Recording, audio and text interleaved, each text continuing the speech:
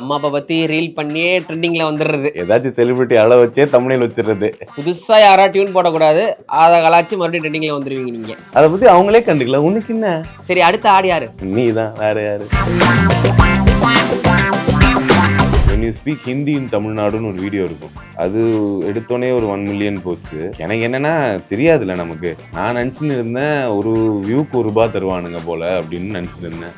அப்புறம் தான் தெரிஞ்சிச்சு அதெல்லாம் காசு வராதடா, அதுக்கு தனியாக அப்ளை பண்ணணும். ஹிந்தி பொண்ணு சென்னை வந்திருக்கும், தமிழ் கற்றுக் கொடுக்க ட்ரை பண்ணேன். தமிழ் சொல்லுன்னா அது தமிழ்னு தமிழ் தமிழ் அப்படின்னு சொல்லிட்டு வரவே வராது. அடபோடி என்னடி உனக்கு ஒரு ஏன் இப்படி பேசுற அப்படின்றோம். கெட்ட வார்த்தை பேசுறது மட்டும் வந்துடும். Tamil Tamil not roll the tongue Tamil. ஏன் டார்ச்சர் பண்ணுங்க? நிலவை கொண்டு வா வந்தோன்னா அது ட்விட்டர்ல வைரலாது, எல்லாம் வைரலாது. எஸ்ஜே சூர்யா சார் ஷேர் பண்றாரு, சிம்ரான் மேம் ஷேர் பண்றாங்க. அது வரைக்கும் விக்கல்ஸ்லாம் யாருக்கும் தெரியாது. நீங்க அந்த பசங்க நீங்க அப்படின்னானு அந்த பிராண்டா ஒன்று ஃபார்ம் ஆனது இங்கதான். நிலவை கொண்டு வா போட்டு அடுத்த நாள்லாம் பாத்தீங்கன்னா 3 நாள் இன்டர்வியூ போயிட்டு கீழே 2 பேர் வெயிட் பண்ணிட்டு இருப்பாங்க. எங்களுக்கே புரியல, நாங்க அவ்வளோ இம்பார்ட்டண்டா தமிழ்நாடு மக்கள் எங்க கதையை கேட்கவா அப்படி இருக்காங்க. ரோஸ்ட்டு இதெல்லாம் வந்து அங்கே ஃப்ரீடம் ஆஃப் ஸ்பீச் ரொம்ப ஜாஸ்தின்றதுனால இது அங்கே வந்து ஒரு கல்ச்சர். ஸோ அந்த ஒரு திட்டுறதுல ஓப்பா இவ்வளோ அழகாக திட்டுறான்னு ரசிக்கிற ரேஞ்சில் அந்த சொசைட்டி இருக்கு. நம்ம ஊரில் எங்கே அதெல்லாம் யாரும் பண்ண முடியாது. நம்ம ஊரில் பொலிட்டிஷியன் வச்சு ஜோக் சொல்கிறதா இருக்கிறதுல ஈஸி. ஏன்னா அவங்க தான் இருக்கிறதுல ஜாஸ்தியாக கண்டென்ட் தருவாங்க. நம்மளால அதெல்லாம் பண்ண முடியாது. கால் வந்து ஐடிவிங்கள. அபார்ட் ஃப்ரம் செலிபிரிட்டிஸ் இந்த மாதிரி ஏதாச்சும் ஐடிவிங்களோ இல்ல பொலிட்டிஷியன்ஸ் வந்திருக்கு, பட் அதெல்லாம் நம்ம பதிவு பண்ண முடியாது. எனக்கு அவ்வளவு தைரியம் இல்லை. உங்களுக்கு கண்டென்ட் கொடுக்கறதுக்காக என் கெரியரை க்ளோஸ் பண்ணிட்டு போக முடியாது பாருங்க. மேசிப்பாயால கூப்பிடுறாங்க. இது விஷ்ணுவர்தன் சார். விஷ்ணுவர்தன் சார் படப்பட நரேஷன் கொடுக்குறாரு எனக்கு. ஜோன் அவுட் ஆகி ஐயோ என்ன இவர் நரேஷன்லாம் தராருன்னு இப்படி இருக்கேன். அவர் on board board sir board.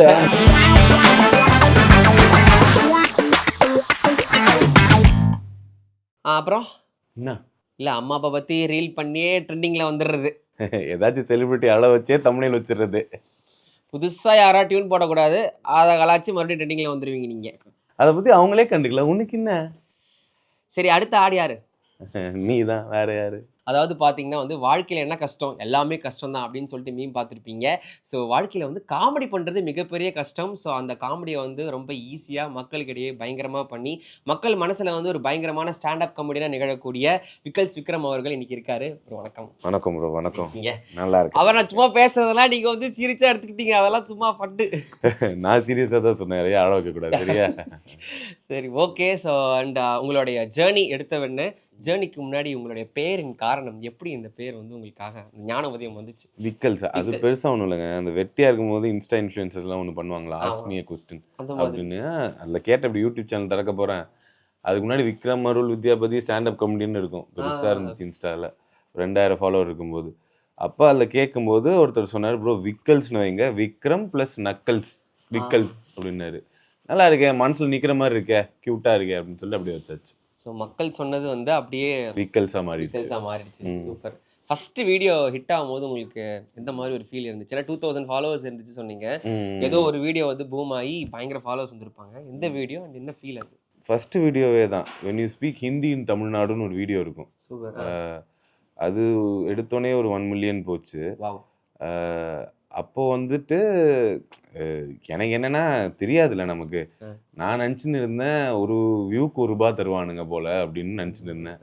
அப்படிதான் தெரிஞ்சிச்சு அதெல்லாம் காசு வராதடா, அதுக்கு தனியாக அப்ளை பண்ணணும், கூகுள் ஆட்சன்ஸ்னு ஒன்று இருக்குது. இதெல்லாம் அப்புறமா அப்படிதான் அதோட யூடியூபோட நுவான்சஸ் புரிய ஆரம்பிச்சிச்சு கொஞ்சம் கொஞ்சமாக. அதுக்கப்புறமா தான் திங்ஸ் ஹேப்பன். உங்களுடைய டீம் எப்பவுமே நிறைய பேர் இருந்துகிட்டே இருப்பாங்க. ஸோ அவங்களோட தான் வந்து நீங்கள் வந்து வீடியோஸ்லாம் பண்ணி செம்ம ரீச்சில் போயிட்டுருக்கு. இன்னைக்கு சிங்கிளாக வந்திருக்கீங்க.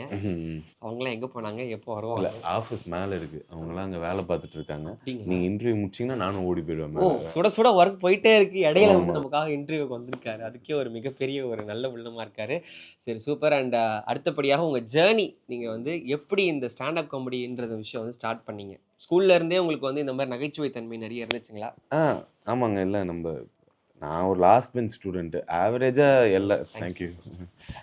ஆவரேஜாக எல்லாருக்குமே இருக்கிற ஒரு ஒரு பசங்க கேங்னாலே ஒரு எப்பயுமே ஒரு காமெடி ஏதாச்சும் கலாய்ச்சிட்டு இருப்போம்.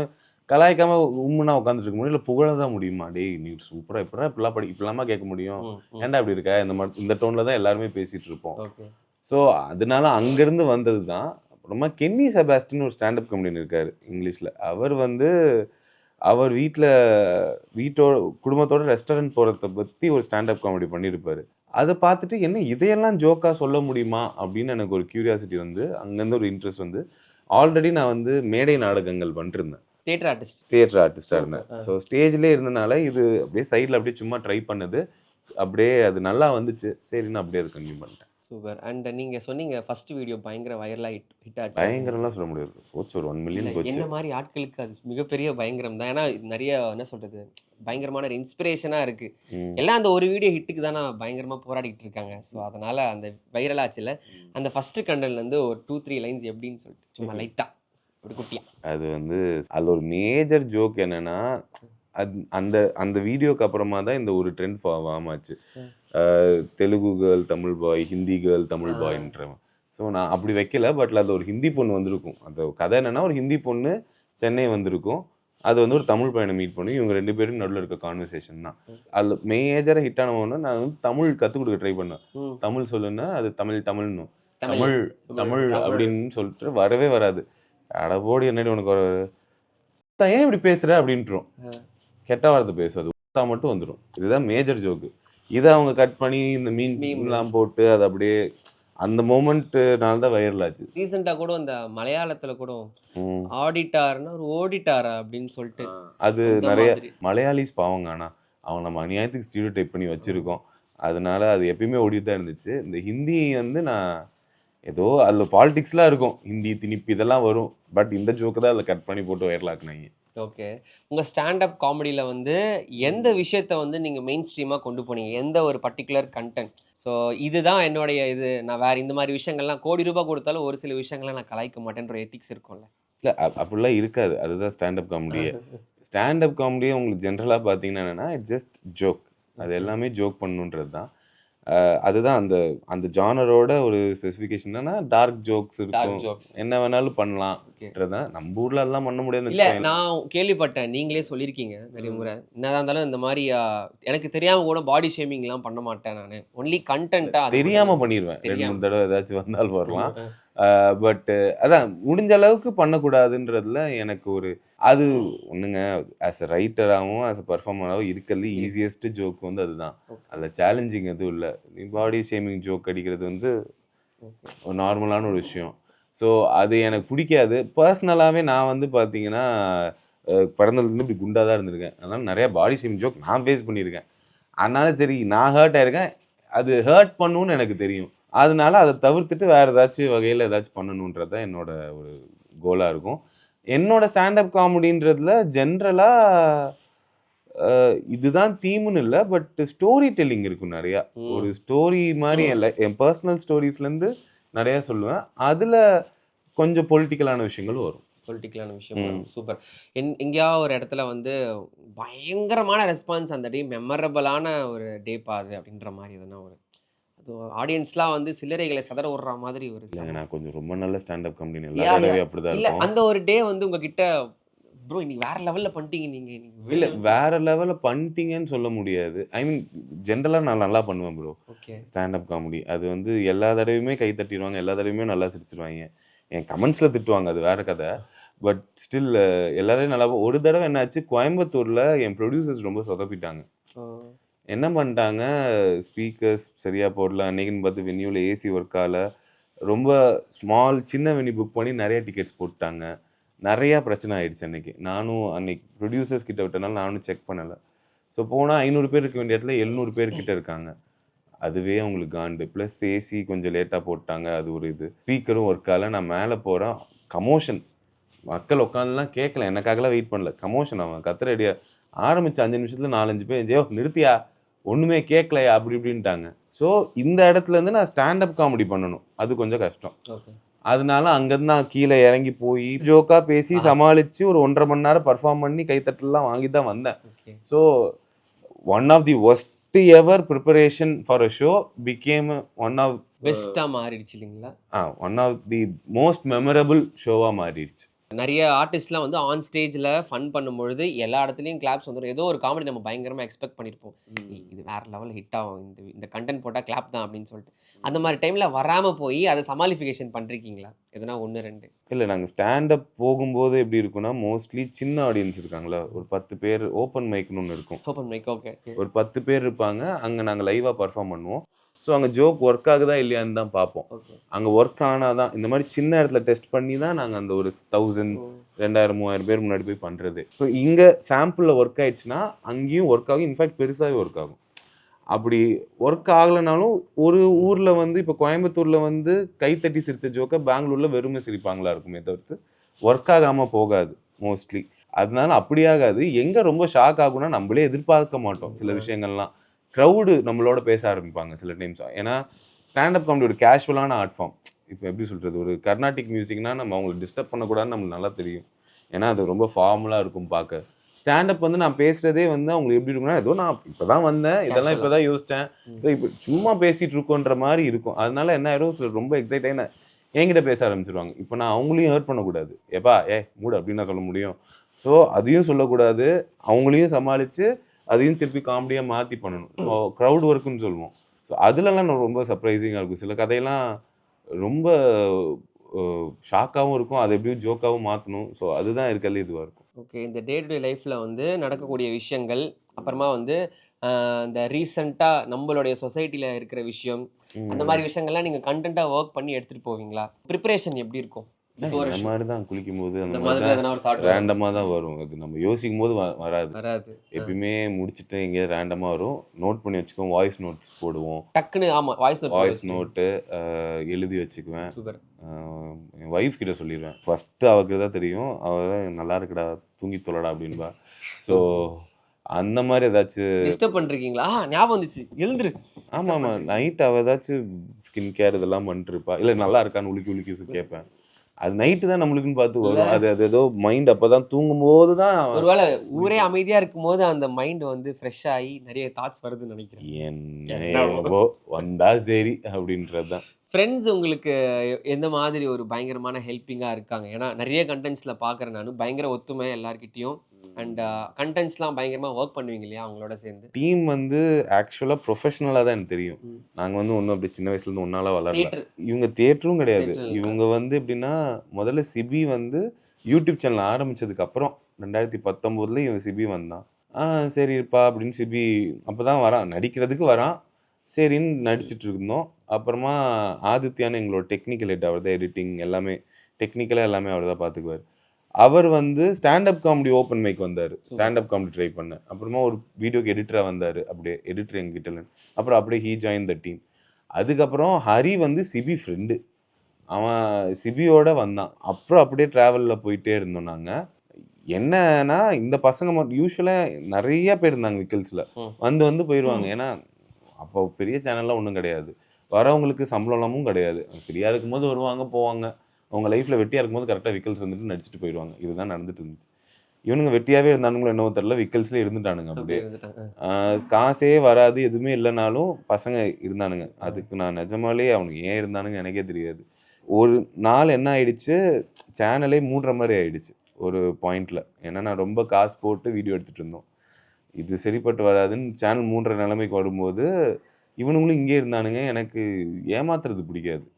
நான் அவங்ககிட்ட போயிட்டு அடுத்த வார்னர் ப்ரோஸ் நம்ம தான் கைஸ் அப்படின்லாமா சொல்ல முடியும்.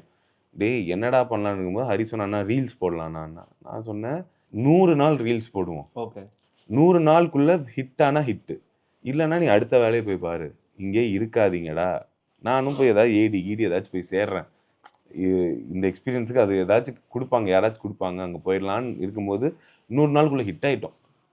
அதுக்குள்ள வைரல் ஆயிட்டோம். எல்லாம் பெரிய இது. அந்த ஹிட் இந்த வீடியோ தானங்களா அந்த மியூசிக் ஆமா அதுதான். அந்த ஐடியா யார் நீங்க கொடுத்தீங்களா? நான் தான் கொடுத்தேன். லைக் ஜாலியோ ஜிம்கானா பாட்டு இருக்குல்ல, ஜாலியோ ஜிம்கானா. அதுல என்னன்னு பாத்தீங்கன்னா ஒரே ஒரு பொண்ணு வந்து சரிதான்ப்பா அப்படின்னு சொல்லிட்டு போயிடும். ஸோ அதோட ஐடியா என்னன்னா, ஜெகன் கிருஷ்ணன் ஒரு ஸ்டாண்டப் கமெடியன் இருக்காரு. அவர் வந்து ஒரு ஜோக் பண்ணியிருப்பாரு. தள்ளி போகாதே பாட்டு இருக்குல்ல, ஏஆர் ரஹ்மான் சார், அது வந்து அப்பர்னான்னு ஒரு புது சிங்கர் பாடியிருக்காங்க. அதில் அவங்களுக்கு இருக்கிற ஒரே லிரிக்ஸ் வந்து ஓ ஓ ஓ ஓ இதுதான் அவங்களோட மொத்த பாட்டில் அவங்க இந்த ஒன்று தான் அவங்க பாடுறது. ஸோ அவரோட ஜோக் என்னன்னா, அந்த பொண்ணுக்கு எவ்வளோ ஆசையா அன்னைக்கு வந்திருக்கும். ஏஆர் ரஹ்மான் சார் கூப்பிட்டுருக்காரு, பாட சொல்லி கூப்பிட்டுருக்காரு. சிம்பு படம், ஜிவிஎம் படம் என்னென்ன ஆசையோட வந்திருக்கும். கடைசியில கூப்பிட்டு ஓ ஓ ஓ ஓ சொல்லிட்டு அனுப்பி விட்டாருன்றது தான் அந்த ஜோக்கு. இப்ப அதே பேட்டர்ன்ல நான் என்ன நோட்டீஸ் பண்றேன், ஜாலியா ஜிம்கானாலையும் இதே மாதிரி ஒரு பொண்ணு வந்து சரிதான்ப்பான்னு சொல்லியிருக்கு. சரி இது இது அதே ஜோக் இங்க வருதுன்னு சொல்லிட்டு அப்புறம் கீழே டப்பிங் ஸ்டுடியோ இருக்கு. ம். ஸோ அவங்க அங்க போயிட்டு நாங்க சரி அப்ப அதே மாதிரி இது நம்ம ஒரு ரெக்கார்டிங் ஸ்டுடியோ மாதிரியே இதை பண்ணுவோம் அப்படின்னு அங்கேருந்து அந்த ஐடியா வந்துச்சு. ஒரு ஜாலியா ஜிம்கானா பண்ணோம், கேஜிஎஃப் பண்ணோம். ஒரு மாதிரி ஜாலியா ஜிம்கான ஒரு 30K 100K கிட்ட போச்சு. சூப்பர் சூப்பர் சூப்பர்னு நிறைய பேர் கமெண்ட் பண்ணாங்க.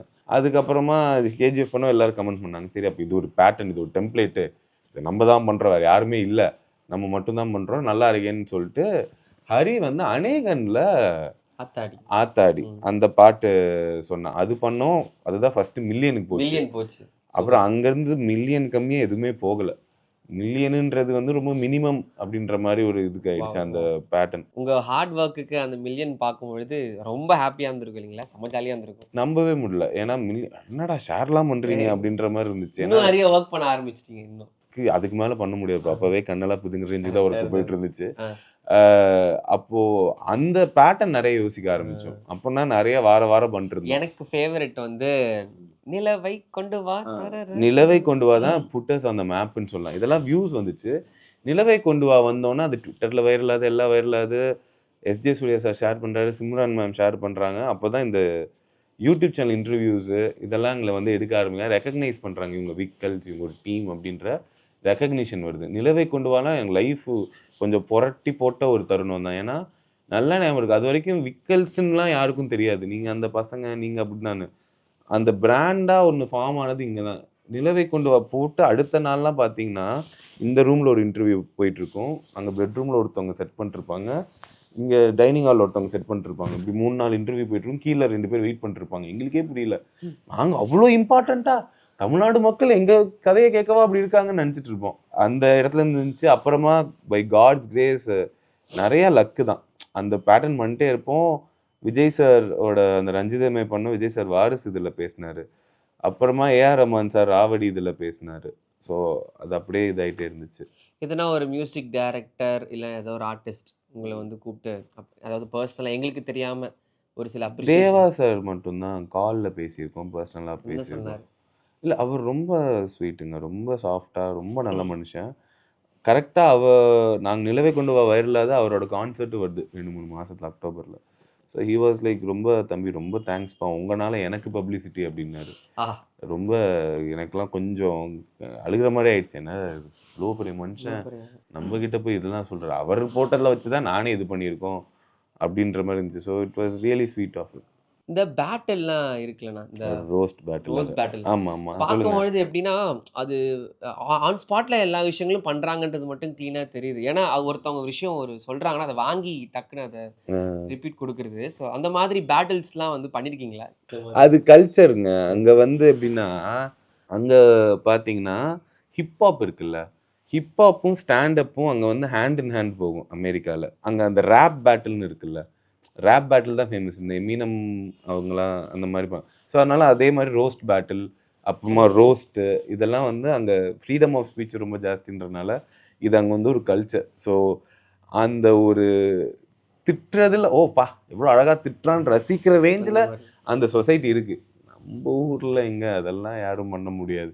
நம்ம ஊரில் யாராவது பொலிட்டிஷியன் வச்சு ஜோக் சொல்கிறதா இருக்கிறதுல ஈஸி. ஏன்னா அவங்க தான் இருக்கிறதுல ஜாஸ்தியாக கண்டென்ட் தருவாங்க. அவங்க ஜாப் அப்படி தினமும் அவங்க மைக்கை பிடிச்சி எதாவது பேசணும்னா ஏதாச்சும் ஒரு 7 நாளில் ஒரு 2 நாள் தப்பாக தான் போகும், அதுதான் நார்மல். அதை வச்சு அவங்க தினமும் அவ்வளோ கண்டென்ட் பண்ணுவாங்க. நம்மளால அதெல்லாம் பண்ண முடியாது. கால் வந்துடும் ஐடி விங்ல இருந்து. அப்பார்ட் ஃப்ரம் செலிபிரிட்டிஸ் இந்த மாதிரி ஏதாச்சும் ஐடி விங்களோ இல்லை பொலிட்டிஷியன்ஸ் வந்திருக்கு, பட் அதெல்லாம் நம்ம பதிவு பண்ண முடியாது. பதிவு பண்ண முடியாது. எனக்கு அவ்வளோ தைரியம் இல்லை. உங்களுக்கு கண்டென்ட் கொடுக்கறதுக்காக என் கெரியரை க்ளோஸ் பண்ணிட்டு போக முடியாது பாருங்க. சொல்லி முடிச்சு விட்டுறாதீங்க. சரி ஓகே. அண்ட் உங்க ஹார்ட் ஒர்க்கு கிடைச்ச ஒரு சக்ஸஸ் நேசிப்பாயா மூவில வந்து நீங்க ஆமாங்க. பெர்ஃபார்ம் பண்ணிருக்கீங்க. ஃபர்ஸ்ட் ஆஃப் ஆல் அதுக்கு வாழ்த்துக்கள். Thank you so much. நிறைய பேர் ஸ்டாண்ட் அப் காமெடியன்ஸ், நீங்க ஒரு theatre artist come stand up comedian அப்படின்னு சொல்லிட்டு நிறைய பேர் தெரியாதவங்களும் தெரிஞ்சுக்கோங்க. நிறைய பேருக்கு தெரியும் ஆப்வியஸ்லி. ஸோ நிறைய பேர் அவங்க ப்ரொஃபஷனில் வந்து எப்படிடா நம்ம மேலே வருது அப்படின்னு சொல்லிட்டு முழிச்சுக்கிட்டு இருப்பாங்க, டேலண்ட்ஸ்லாம் வச்சுக்கிட்டு. அவங்களுக்குலாம் வந்து நீங்கள் ஒரு பயங்கரமான இன்ஸ்பிரேஷனாக வந்து இருக்கிறீங்க. தேங்க்யூ. அண்ட் படத்தை பற்றி சொல்லுங்கள் அண்ட் உங்களுடைய எக்ஸ்பீரியன்ஸ் ஒர்க் பண்ணதில். இல்லை, இதுதான் ஃபர்ஸ்ட். நான் ஒரு 4 படம் பண்ணியிருக்கேன். பட் அது எல்லாமே வந்துட்டு டக்குன்னு போயிடுவேன். என்னடா மின்னல் மாதிரி வந்துட்டு போயிட்டேன்ற மாதிரி தான் இருக்கும். சொல்லிக்கிற மாதிரி இது இருக்காது. இந்த படத்தில் தான் ஐ திங்க் எனக்கு ஒரு 1/2 an hour ரோல் இருக்கும். ப்ராமினெண்ட்டான ரோல். லைக் கதையை நகர்த்துறதுல எனக்கும் ஒரு பங்கு இருக்குது. அதனால இனிஷியலாக ஒரு நல்ல ரோல். ஃபர்ஸ்ட் ஆஃப் ஆல் அதுக்கு என்னை யோசித்ததுக்கு Xavier Britto's, XB film creators, அவங்களுக்கு தான் நான் நன்றி சொல்லணும். மிஸ்ஸஸ் ஸ்னேஹா பிரிட்டோ, அவங்க தான் ப்ரொடியூசர். அவங்களுக்கு என் ரீல்ஸ்லாம் ரொம்ப பிடிச்சி சஜஸ்ட் பண்ணியிருக்காங்க. அண்ட் தென் விஷ்ணு சார் கிட்ட போய் நான் ஆடிஷன்லாம் பண்ணேன். அப்புறமா அவர் நரேட் பண்ணார். அதுக்கு முன்னாடி தம்பி இந்தந்த நாள் ஃப்ரீனா வாங்க, அவ்வளோதான். இந்த தான் கேரக்டர் ஒன்றுமே சொல்ல மாட்டாங்க. நம்மளுக்கு ஆப்பர்ச்சுனிட்டி கிடைக்கிறதே சினிமாவில் பெருசுன்றனால நம்மளும் போயிடுவோம். அங்கே போய் ஏதாச்சும் சொல்லுவாங்க. எப்படி இருக்குன்னா, எனக்கெலாம் ஒரு தடவை என்ன ஆயிடுச்சு, ஒரு ஷூட்டிங் போயிட்டு நான் வந்து ஸ்டாண்டப் யூடியூப் அதுலேருந்து வரேன். நாங்கள் எப்பயுமே இன்ஃபார்மலாக தான் பேசுவோம், கரெக்டுங்களா? ப்ரோ வாங்க ப்ரோ, போங்க ப்ரோ, இதுதான் மேக்ஸிமம் ஃபார்ம்லே ப்ரோ தான். அதில் எப்படின்னா ஒரு சீன் இருக்குன்னா, ப்ரோ இந்த சீனில் இப்படி பண்ணலாமே அப்படி பண்ணலாமே, டிஸ்கஷன்ஸ் தான் ஜென்ரலாக.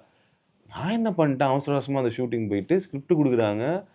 ஓகே ப்ரோன்னு அசோசியேட் கிட்ட சொல்லிட்டு, ப்ரோ இப்படி ஒரு ஐடியா இருக்குது, இதை வந்து இப்படி பண்ணலாமான்னு கேட்டேன். அசோசியேட் என்ன நினச்சான்னு தெரியல. நல்லா இருக்கே, டேரக்டர் கிட்ட சொல்லுங்கன்னாரு. டேரக்டர் இப்படி ஏதோ கை கட்டி ஏதோ யோசிச்சுட்டு இருந்தார், உட்காந்துட்டு இருந்தார். இவர் சார் ஒரு ஐடியா வச்சிருக்காருன்னாரு. நான் டக்குன்னு இவர் இங்கே இருக்காருன்னா பக்கத்தில், ஸோ ப்ரோ அப்படின்னு சொல்லிட்டு நான் ரொம்ப கேஷுவலாக பேச ஆரம்பிச்சிட்டேன். எனக்கு தெரியாது, நான் ப்ரோன்னு தானே சொல்கிறோம், டேய் இதாண்டா அப்படின்லாம் பேசல, ப்ரோன்னு தான் சொல்லியிருக்கேன். அவர் அப்படி பார்த்தாரு, வேணாம் அவ்வளோ டைம் இல்லை அப்படின்னாரு. என்ன புசுக்குன்னு முடிச்சுட்டாங்க. அசோசியேட் அவ்வளோ இன்ட்ரெஸ்டடாக இருந்தாருன்னு, சரிங்க சரி சொல்கிறத செய்வோம் அப்படின்னு கம்முன்னு நானும் விட்டுட்டேன், நின்றுட்டேன். அப்புறம் சீன் போகிறோம், நடிக்க சொல்கிறாங்க. அந்த டைலாக் வந்து ஒரு நான் சரி கேரக்டர்லாம் சொல்கிறேன், கண்டுபிடிச்சிருவீங்க. அது சீன்லேயே நான் வந்து ஒரு பெரிய ஒரு சீனியர் ஆர்டிஸ்ட், அவரோட நான் நடிக்கணும். அதனால எனக்கு வந்து ட்ரைனிங் தராங்க. நான் வந்து சொதப்பிடவே கூடாது, டேக்கே வாங்கிடக்கூடாதுன்னு நான் முதலே டைலாக்லாம் படிச்சுட்டேன். ஏன்னா காலையில் போனவனே ஒரு 4 மணி நேரம் கழிச்சு அவங்களே கூப்பிட்றாங்க. இருக்கிறது ஒரு பக்கம் டைலாகு, இதில் என்ன பெருசாக இருக்குமோ, நான் படிச்சுட்டேன், டைலாக் கரெக்டாக சொல்லிட்டேன் அப்படின்றாரு அவர் கேமரா மானிட்டர். இன்னும் பெட்டராக பண்ணுங்கன்னாரு. இப்போ நீங்கள் இன்டர்வியூ எடுத்துகிட்டு இருக்கீங்க, பெட்டராக எடுங்கன்னா என்ன பண்ணுவீங்க? என்ன மாற்றிக்கணும் சொல்லுங்கள். சொல்லணும்ல, சொல்ல மாட்டாங்க. அப்போ எனக்கு என்னென்னா புரிஞ்சிருச்சு, என்னடா இந்த வைப் ஒரு மாதிரி இருக்கே. சரி விக்ரம் எதுவும் கேள்வியெல்லாம் என்னங்க பெட்டராக பண்ணணும்னு கேட்டு, என்னடா கேள்வி கேட்குறேன்னு ஏதாவது சொல்லிடக்கூடாதுன்னு நான் இப்படி யோசிச்சுட்டு, சரிங்க பெட்டராக தானே சத்தமாக பேசி பார்க்குறேன். நீங்கள் நடிக்கிறீங்கன்னு தெரியுதுங்கன்னாரு. ஐயோ அது தெரியக்கூடாதா, சரி சரி நேச்சுரலாக எப்படி பண்ணணும்னு தெரில எனக்கு. ஐ மீன் நேச்சுரலாக தான் பண்ணிட்டுருக்கேன், எனக்கே தெரியும்ல. அப்ஜெக்டிவாக டி நல்லா தானே நடிக்கிறேன், ஏதாவது சொன்னீங்கன்னா இம்ப்ரூவைஸ் பண்ணிடுறேன், டோன் மாற்றணும் பண்ணுறேன் 15 தடவை பண்ணிட்டேங்க. ஏதோ பண்ண சரி ஓகேண்ணாரு. சார் தேங்க்யூ சார் அப்படின்னேன். அப்படின்னு சிரிச்சாரு. அவருக்கு நான் குனிஞ்சு தேங்க்யூ சார்னு சொல்லணும், இதுதான் அங்கே. அதுக்கப்புறம் எதுவுமே இல்லை. அதுக்கப்புறம் இருக்கிறதுலாம் நான் ஓகே டேக் ஃபஸ்ட்டு உடனே ஓகேன்ட்டாரு. அப்புறமா என் கூட நல்லா பேசினார் அந்த டேரக்டர். அப்போ தான் எனக்கு புரிஞ்சிச்சு, ஓகே இதில் வந்து ஒரு கெமிஸ்ட்ரி தேவைப்படுது, இது ஒரு ஹையரார்கி இருக்குது, அதை நம்ம அக்னாலேஜ் பண்ணி தான் ஆகணும். வெறும் ப்ரோன்னு சொல்கிறது பத்தாது, you should maintain hour distance, சைலண்டாக இருக்கணும். அவர் ஃபஸ்ட்டு ஃபிலிம் டேரக்டர். கட் பண்ணால் நேசிப்பாயால கூப்பிடுறாங்க. இது விஷ்ணுவர்தன் சார், அஜித் சார் வச்சு பில்லா கொடுத்துருக்காரு. நான் போகும்போதே முடிவு பண்ணேன், விக்ரம் அதிக பிரசிங்கத்தனமா ஏதாவது பேசிடாதடா, இந்த வாய்ப்பு கிடைக்கிறதுக்கே அவ்வளோ வருஷம் ஆயிடுச்சுடா. நான் இப்படியே கம்முன்னு இருக்கேன். விஷ்ணுவர்தன் சார் படப்பட இவர் நரேஷன் கொடுக்குறாரு எனக்கு. நான் வந்து நரேஷன், நான் நரேஷனே கேட்கல. விஷ்ணுவர்தன் சார் என்னடா நரேஷன்லாம் தரீங்க, ஐயோ பெரிய கேரக்டர் நம்மளுக்கு. நான் அப்படியே யோசிக்கிறேன், கதெல்லாம் எனக்கு ஒன்றுமே புரியல. ஐ மீன் நான் இவர் சொல்ல நான் ஜோன் அவுட் ஆகி ஐயோ என்ன இவர் நரேஷன்லாம் தர்றாருன்னு இப்படி இருக்கேன். அவர் on board board sir board அப்படின்ட்டேன். ஆன் போர்டாக போயிட்டோம், அவ்வளோதான். அப்புறமா ஷூட்டிங் போகிறேன், இங்கேயே கொஞ்சம் ஃப்ரெண்ட்லியா தான் பேசினாரு. விஷ்ணுவர்தன் சார் வந்து அவர் ஒரு எனர்ஜியா ரொம்ப ஃப்ரெண்ட்லியா தான் பேசினாரு. நார்மலாவே பயங்கர எனர்ஜெட்டிக்கா தான் எனர்ஜெட்டிக்கா இருப்பாரு. இருப்பாரு. துருதுருன்னு இருப்பாரு. அவர் அங்க போகும்போது நல்ல எனர்ஜியா பேசினாரு. அப்புறமா gave me lot of space. ம். ரொம்ப நீங்க என்ன வேணாலும் பண்ணிக்கோங்க, இது பண்ணிக்கோங்க, அது பண்ணிக்கோங்கன்னு நான் ரொம்ப ஸ்கிரிப்ட் 500 வரைக்கும் கமா வரைக்கும் மனப்பாடம் பண்ணிட்டு தான் போறது. தேவையா பட்டிருக்கேன்டா நான் ஆமா. ஆல்ரெடி அப்படின்ட்டு.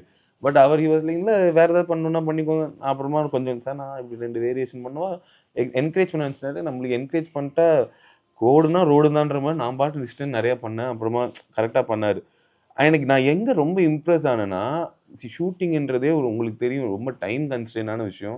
Every second is money. So சின்ன ஆக்டர்ஸ்க்கு அவங்க டைரக்டர்ஸ் வந்து அவ்வளோ இது பண்ண மாட்டாங்க. மெனக்கட்டுன்னு வந்து எக்ஸ்பிளைன் பண்ணலாம் சொல்ல மாட்டாங்க பொதுவா. இருக்கிற கொஞ்சம் அனுபவத்துல. பட் அவர் என்கிட்ட வந்து ஒரு ஷாட்ல வந்து நான் ஏதோ இது பண்ணிட்டுருக்கேன். அவருக்கு வேற மாரி வேணும். விக்ரம் இது இப்படி பண்ணுங்கன்னு சொல்லியிருந்தா நான் முடிச்சிருந்திருப்பேன். நான் பண்ணியிருப்பேன். பட் அவர் அத பண்ணாம என்கிட்ட வந்து விக்ரம் எனக்கு இப்படி வேணும். ஏன்னா இதுதான் கதை. இந்த இடத்துல இப்படி நடக்குது. இதுக்கப்புறம் இப்படி நடக்க போகுது. இந்த இடத்துல நான் எடிட்ல இப்படி வைப்பேன். அதனால எனக்கு உங்க ஃபேஸ் இப்படி வேணுன்ற ரேஞ்சுக்கு எனக்கு எக்ஸ்பிளைன் பண்ணாரு. கரெக்ட்டா சொன்னதுனால உங்களுக்கு ஆமா. அண்டர்ஸ்டாண்ட். அதுக்கு அந்த கிளாரிட்டி எனக்கு கிளாரிட்டி தான் எல்லா ஆக்டருக்குமே வேணும். என்ன பண்ணணும்னு தெரிஞ்சா தான் பண்ணிடலாமே. ஸோ அத நம்ம ஃபிகர் அவுட் பண்றது கஷ்டம். ஏன்னா டைரக்டர் விஷன் என்னன்னு எனக்கு எப்படி தெரியும்? அதெல்லாம் அவர் சொல்லும்போது எனக்கு வந்து ரொம்ப இம்ப்ரெசிவா லேர்னிங்காவும் இருந்துச்சு. இப்போ நம்ப நார்மல் ரீல்லையுமே இப்படி பண்ண முடியும். ஏன் பண்ணணும்னு சொன்னா ம். இட்ஸ் எல்லா டீமுக்கே கொஞ்சம் ஈஸியா இருக்கும்ல. So it was a very nice experience. And also அப்புறம் இவரு ஹீரோ ஆகாஷ் முரளி. அவரு வந்து லைக் ரொம்ப க்ளோஸ் ஆயிட்டாரு. ஆரம்பத்திலேயே அவரு சரியான இம்ப்ரூவ்மெண்ட்டுங்க. நான் வந்து ஃபர்ஸ்ட்டு ஸ்கெட்யூலுக்கும் செகண்ட் 6 மாசம் வித்தியாசம் இருந்துச்சு. அப்போ ஃபர்ஸ்ட்டு சீன் நடிக்கும்போது அவர் கொஞ்சம் ஆங்ஷியஸா இருந்த மாரி இருந்துச்சு எனக்கு. இல்ல ப்ரோ அதெல்லாம் ஒண்ணும் இல்ல ப்ரோ பண்ணிடலாம்ன்னு இருந்தது. அப்புறமா 6 மாசம் கழிச்சு பார்க்குறேன் சரளமா அடிக்க ஆரம்பிச்சுட்டாரு. என்ன ப்ரோ ஃபாரின் போயிட்டு போர்ச்சுகல் ஏதாச்சும் ஆக்டிங் கிளாஸ் போனீங்களா? பயங்கரமா வந்திருக்கீங்களே ரிட்டர்ன் அப்படின்னா, இல்ல ப்ரோ இப்ப கம்ஃபர்டபுள் ஆயிட்டேன்னு. பயங்கரமான இம்ப்ரூவ்மெண்ட். அப்பதான் அந்த ஒரு நல்ல டைரக்டரோட எஃபெக்ட் தெரியுது. அவர் நல்லா உள்ள ஸ்பேஸ் கொண்டு குடுத்துருக்காங்க. வராரு. அது பயங்கரமா பெர்ஃபார்ம் பண்ணாரு. அண்ட் ஆல்சோ நாங்களும் ரொம்ப க்ளோஸ் ஆயிட்டோம். இவங்க ஸ்னேகா அவங்களும் வந்து எனக்கு ஒரு சிஸ்டர் மாரி அவங்க ரொம்ப க்ளோஸ் ஆயிட்டாங்க. அண்ட் இருக்கிறதுலயே ஒரு பெரிய ஷாக் வந்து அதித்தி. ம், ம், ம். ஏன்னா நான் அதித்தி வந்து சங்கர் சார் பொண்ணு. இங்க பொதுவாவே ஹீரோயின் கிட்டலாம் பேச முடியாது. சங்கர் சார் பொண்ணு நம்ம எதுக்கு பேசிக்கிட்டு நம்ம பாட்டு செவனேன்னு இருப்போம். விக்ரம் கவுண்டர் கிவுண்டர் போட்டுறாதா? ம். எப்படா செட்ட விட்டு துரத்துவாங்க நம்மளன்ற பயத்திலேயே இருப்பேனா. அதனால பட் அவங்க வந்து நிஜமாலே ரொம்ப எப்படி சொல்றது? புகழணும்னா சரி இதுல என்ன சொல்றது ஆடியோ லான்ச்லலாம் புகழ்ற மாரி சும்மா புகழணும்னு சொல்லல. நிஜமாலே ரொம்ப ஸ்வீட்டு, ரொம்ப டெப்த்து, ரொம்ப ஆழம். சோசியல் மீடியால அவங்களுக்கு வச்சிருக்க இமேஜ் தாண்டி, அவங்க இன் பெர்சன் நடிக்கும்போதும் சரி, ஒர்க்லயும் சரி, ஒர்க்க அவங்க கன்சீவ் பண்ணி இது எப்படி வெளில போணும் அப்படின்ற மொமெண்ட்ஸ்லயுமே நெறைய ரொம்ப டெப்த்து, ரொம்ப யோசிச்சு, பொறுமையா ரொம்ப ஸ்வீட்டாவும் இருந்தாங்க. So that was like really surprising to me. அவங்க அவ்வளோ பழகணுன்றதெல்லாம் அவசியமே கிடையாது. பட் அப்படி இருந்தும் நேசி பாயா டீம்ல வந்து they gave me so much of importance and and also work பண்ண ரொம்ப கம்ஃபர்டபுள் பண்ணி குடுத்தாங்க. ஸோ இனிஷியல் டைம்ல வந்து கொஞ்சம் கம்ஃபர்டபுளா இல்ல. மவுத் கண்ட்ரோலோட இருப்போம். நம்ம நேச்சுரலா வந்து நெறைய காமெடி எதனா பண்ணி செட்ல எதனா ஆயிட போகுதுன்னு சொல்லிட்டு ஒரு பயத்திலேயே இருந்தீங்க. ம். அண்ட் உங்களுடைய இயல்பான விஷயம் வந்து you are a very humorous person. So ம். அதனால நெறைய பேருக்கு வந்து ஈஸியா புடிச்சிரும். ம். எப்படி கம்ஃபர்ட் ஆனீங்க? இல்லைங்க நெறைய டான்ஸ் ஆடுற சீக்வென்ஸ்லாம் வந்துச்சு. ஆஹா. ஸோ நான் என்னோட ரீல்ஸ்லயே பார்த்தீங்கன்னா ரொம்ப டான்ஸ் ஆடுவேன். அதனால அந்த பாட்டுல டான்ஸ் ஆடும்போதெல்லாம் அவங்களும் நல்லா டான்ஸ் ஆடுவாங்க. அவங்க டான்ஸ் ஆடும்போது "என்னங்க இப்படிலாம் ஆடுறீங்க?" அப்படின்ற மாரி சிரிச்சு சிரிச்சு பேச ப்ளஸ் விஷ்ணுவர்தன் சார் தான் மெயின். அவர் அங்க ஃபன்னா இருக்கனால, அவர சுத்தி எல்லாருமே ரொம்ப ஃபன் ஆயிட்டோம். அண்ட் அவருமே எப்படின்னா எல்லாத்துக்குமே ரொம்ப எக்ஸைட்டடா இருப்பாரு. செகண்ட் ஷெட்யூல்லாம் வராங்க. "என்ன சார் போர்ச்சுகல்லாம் போய் முடிச்சுட்டு வராங்க இன்டர்நேஷனல் முடிச்சுட்டு வராங்க." நான் கேட்குறேன் அவர்கிட்ட, "என்ன சார் எல்லாம் நல்லா போச்சுங்களான்னா?" "சூப்பரா வந்திருக்கு விக்ரம். எக்ஸலன்ட். அதித்தி செம்ம அடி வாங்கியிருக்காங்க." எனக்கு பக்குன்னு ஆயிடுச்சு. அதித்தி அடி வாங்கினதுக்கு ஏன் சார் நீங்க இவ்ளோ சந்தோஷப்படுறீங்கன்னா, "இல்லப்பா ரியலிஸ்டிக்கா வந்திருக்கு" அப்படின்னு அவர் எக்ஸைட்டடா இருந்தாரு. அப்புறம் அதித்தியும் கேட்டேன். "ஆமாங்க. போட்டு வாட்டி எடுத்துட்டாங்க. பட் ஆனா அவுட்டா நல்லா வந்திருக்கு" அப்படின்னாங்க. இது வந்து கோரா பார்த்தீங்கன்னா ரொமான்டிக் டிராமா தான். Okay. It's about Aditi's and Akash character தான். இந்த 2 கேரக்டரும் அவங்களோட லவ் ஸ்டோரி இதுதான். But it involves lot of action அதெல்லாமும். காமெடியிலே வந்து இப்போ நெறைய வந்துருச்சுண்ணா. ம். டார்க் ஹியூமர்ன்றாங்க. அப்புறமா ம். இந்த மாரி ஒரு எக்ஸெட்ரா கோயிங். ஸோ இந்த படத்துல வந்து உங்களுடைய காமெடிகள், மத்த காமெடிகள் எப்படி இருக்கும்? இல்ல இது டார்க் ஹியூமர்லாம் கிடையாது. ம். Generally feel good light hearted humour தான். இந்த ரொமான்ஸ் அவங்க 2 பேர் அதித்தி அண்ட் ஆகாஷ் ரொமான்ஸ் அப்போ நான் வந்து ஆகாஷ் ஃப்ரெண்டாக இருக்கேன். அண்ட் நான் அதித்திக்கும் ஒரு ஃபேமிலி ஃப்ரெண்ட். ஸோ அவங்க 2 பேரும் நான் தான் கனெக்ட் பண்ணுற மாதிரி இருக்கும். ஸோ அதனால அதை சுற்றி அவங்க லவ் சுற்றி நான் ஜோக் பண்ணுறது உங்களால தான் அந்த காதலே நடந்திருக்கு அப்படி கிட்டத்தட்ட கிட்டத்தட்ட. எல்லாமே கிட்டத்தட்ட பப்ளிசிட்டி பைத்தியம் மாதிரி தாங்க ஆகிட்டு இருக்கும். பப்ளிசிட்டிக்காக என்ன வேணாலும் பண்ணுறான்ற ரேஞ்சுக்கு புஷ் ஆகிட்டு இருக்கோம். காசு இல்லாமல் கஷ்டப்பட்டேன்னா பசிக்கு போராடினேன், பிளாட்ஃபார்மில் தூங்கணும்னா நான் பொய் சொல்ல விரும்பல. அந்த காசு இல்லாத பீரியட் நான் என்ன சொன்னால் என் யூடியூப் சேனல் ரன் பண்ண முடியல, பிஸ்னஸ் ரன் பண்ண முடியல. எனக்கு வீட்டில் கேட்க ரொம்ப ஈகோவாக இருந்துச்சு.